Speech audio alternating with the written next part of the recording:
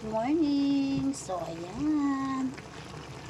Ang aming lunch for today is ginataang tilapia. Nilagyan ko ng bonchok. Ano yung maliliit? Bongchok. Ayan.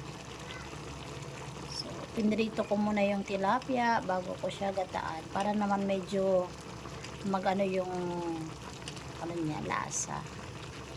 So, kung iba kasi, di ba, pagka hindi siya napiprito, parang medyo malambot yung laman, tsaka parang malangsa.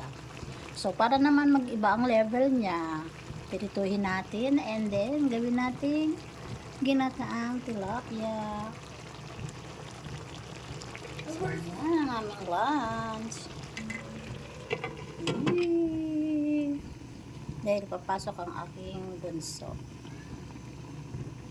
Yan, konting kulo na lang. And then, luto na.